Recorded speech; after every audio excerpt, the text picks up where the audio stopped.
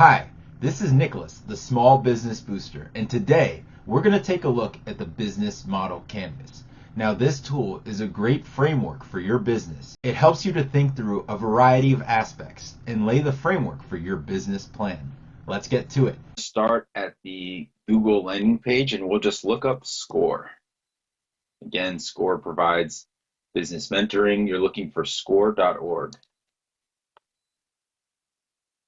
Here we will find in our templates and resources the template gallery. So we'll open that up and we will open the business model canvas template. Again, this provides a framework of different aspects of your business that you can think about before going into your business plan. So you'll just click download template and that will download and we will get this. So what this is the business model canvas. So the first thing we would start with is a company name. Here's your date. Then these are the different factors that we're going to consider here in our business plan. So we will start with an example. The example today will be something I've seen recently, landscaping and power washing service. So just to get this started, I need to come up with a name. I'll use ChatGPT or AI, another AI model, and just say, what kind of business would do landscaping, power washing, and more? So we see that we could do exterior services business. The name could be exterior cleaning and landscaping, or let's say outdoor solutions. That's going to be our name. So in our business model canvas, we're going to say outdoor solutions. Date will be today. Then just to get our thoughts started, we're going to offer landscaping, power pressure washing, gutter cleaning, window washing, seasonal services, junk removal, deck fencing. And then we're going to target these homeowners, real estate agents, HOAs, commercial properties, and vacation rentals, okay? So that's going to get us a good idea of where we're getting started. So let's go ahead and dive in and fill it out. Our first aspect to this business plan are who are our key partners? Who are our key suppliers? Which key resources are we acquiring from what key partners? And what key activities do the partners perform for us? So key partners would be essentially people that would help you to complete your work. So this would be the lawn care equipment manufacturers or rental services. Okay, what are our key suppliers? So we need lawn care equipment. We need power washing tools, maintenance equipment, right? If we're performing our own maintenance, fixing our own items. Key partners would be helping to maintain our equipment and sell new equipment. This is just one example. We can think of some other key partners, but just giving you one example. Then we'll go into key activities. What key activities do our value proposition require? So what activities are we going to be performing? So these two are a little bit similar. So we have value proposition. What value do we deliver? What customer problems are we solving? Which job are we helping the customer get done? Which customer needs are we satisfying? So let's go ahead and fill this one out first, and then we'll go to key activities. So our value proposition is at Outdoor Solutions, we provide high quality beautification services to the local community. From landscaping to power washing to junk removal, we are the premier destination for this area. So some other things we would look at in value proposition are our brand image. So obviously our brand image is high quality, customer centric,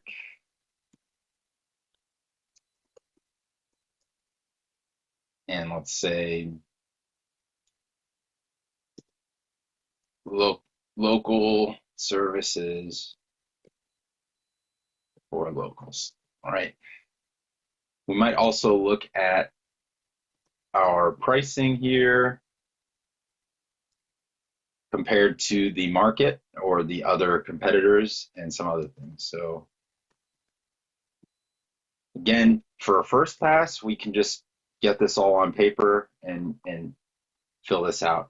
Now I'm going to go back to key partners. Some other things that we might think about here are accountants, legal services, and insurance would be key partners that we want to make sure that we are keeping in mind. All right, so key activities. So what key activities help us to provide this value to the customer? So here we are doing power washing, right?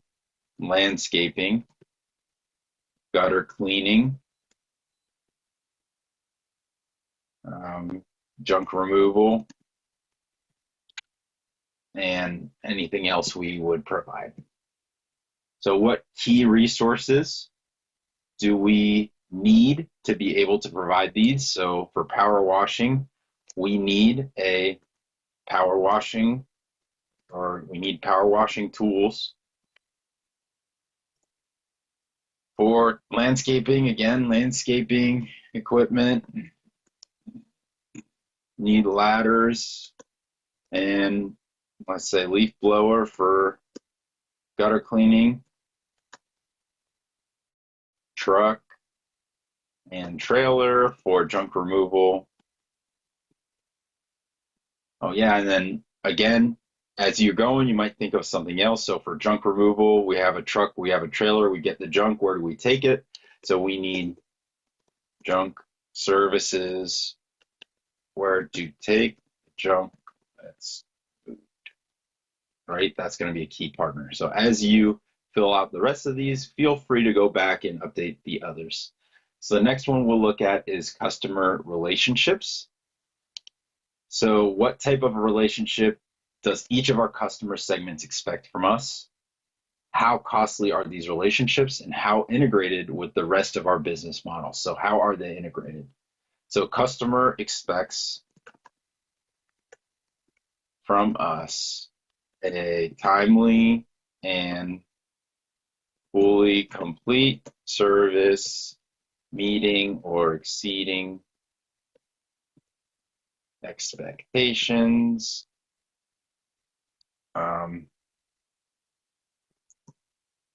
Right, so how costly are the relationships? So the cost of the relationship is the cost of equipment, time, and personal effort to maintain it. So continuing to maintain that relationship might be reaching out through email, using your email list, or maybe sending some coupons or some promotional information through the mail. Finally, how integrated are customers in our model? So I would say for a service company like Outdoor Solutions, customers are the focal point of this model. Okay, so next we're doing channels. So through which channels do our customer segments want to be reached? So how are we going to get people the knowledge or understanding that our services are out here and we are the premier solution in town? So first, I would say social media. So some good ones for this would be Facebook, and then Nextdoor. I know on Instagram and YouTube for this type of business, there's a lot of attention on the point of view power washing or landscaping or gutter cleaning. So that could be interesting avenue to go down to spread, but that's more of a social media aspect, which could be beneficial to the business, which would be, honestly. How are we reaching out to them? So on the social media, other channels, we could do word of mouth is big. We can do print advertising and other media advertising like radio or TV, other channels, and we'll do a deep dive on that at a later time. Okay, and then how are we reaching out to them now? So social media, we are making posts, replying, and engaging. So finding if someone is asking for services, we'll reply and say yes. For word of mouth, we are going to social events like festivals and meeting new people and sharing our business card. And then how are we going to integrate our channels with our customer routines? This is something we will deep dive into, but need to look into integrating channels with teams. Okay. Finally, we're going to go through our customer segments, and not finally, next, we'll go through our customer segments. So who are we creating value? So this is going to be homeowners, right? Real estate agents, rental companies, commercial properties, and anyone else who might be a good customer for us, right? And then who are our most important customers? I think that's what we'll have to find out. Is it going to be homeowners? Would we find better business in commercial properties? I think it might be beneficial to select one and focus on that and then look at expanding. But again, we can do a deeper dive into this and see the benefits and drawbacks of both. Next, we'll look at cost structure. So what are our most important costs? So this would be equipment, rental, maintenance costs, gasoline, getting there and running the equipment, right? Insurance costs.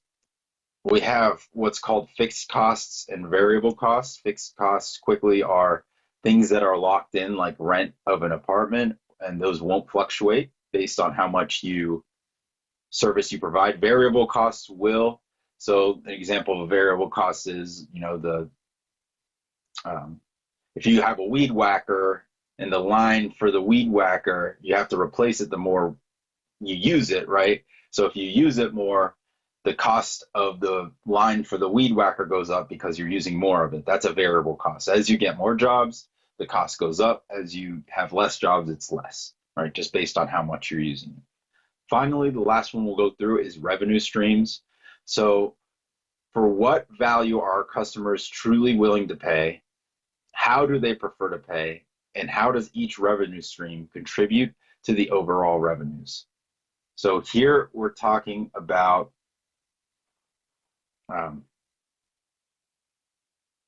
the pricing strategy. And what we can do is we can look up competitors' prices or sign up with a SCORE mentor, and they can give you guidance on this. All right. Here we're also looking at how do customers pay. So kind of like a point of sale system, could be an app to take credit cards, could be cash. And then finally, I think when we're talking about revenue streams, I think accounting, cash flow management, and just your financial statements would be a great thing to consider here. Okay, so with that, we have a good start of a business model canvas. Again, this is a living, working document. We do a first pass.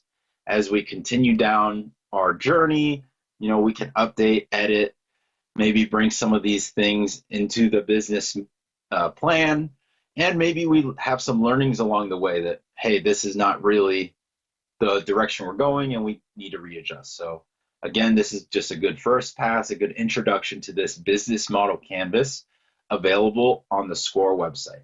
Now, if you like this content and you'd like to see more, please go ahead and like the video, subscribe, hit the notification bell so that whenever I have a new video, you'll be notified and you can take a look. Thanks all for watching, and best of luck with your business.